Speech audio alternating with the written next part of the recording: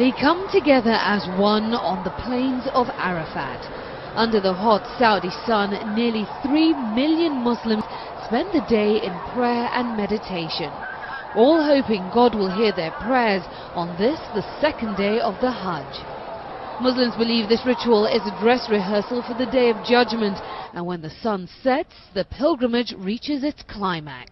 This is a day of forgiveness, a day of emancipation, a day of forgiveness, and that's what Hajj is all about, is becoming a newly born person. For Leslie Rohn, an American-born Muslim convert, the experience of performing her first Hajj is a dream come true.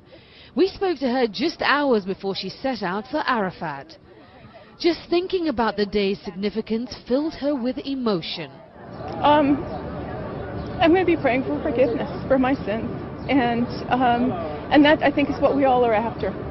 And, you know, there are a lot of things that we do consciously and unconsciously. I want a closer relationship with God. This 49-year-old resident of California is a long way from home, and she says she is relishing every minute of her spiritual journey. But she admits performing the ritual of circumambulating the Kaaba is at times physically overwhelming. There are times when you have to kind of put down that spiritual piece of it and just focus on staying safe. She converted to Islam 3 years ago because she'd grown dissatisfied with Catholicism.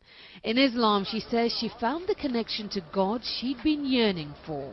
Every Muslim who is financially and physically able is required to perform the Hajj at least once during their lifetime. While other Muslims agonize about when to actually make the trip, Leslie says it was an easy decision for her. Back home in the US, as she made her final preparations for her trip to Mecca, she explained why. It's a really great time to go. It's winter in Saudi Arabia, so it's probably only 95 degrees during the day. And I'm very excited about going. So it's something I've wanted to do ever since I converted. But the Hajj is not simply about getting closer to God. Over the course of this 5-day religious gathering, Muslims from all around the world will also be striving to get closer to each other.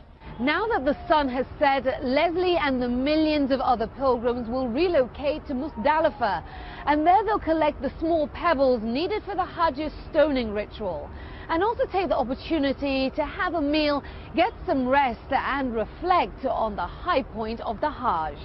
Aisha Say, CNN, Arafat, Saudi Arabia.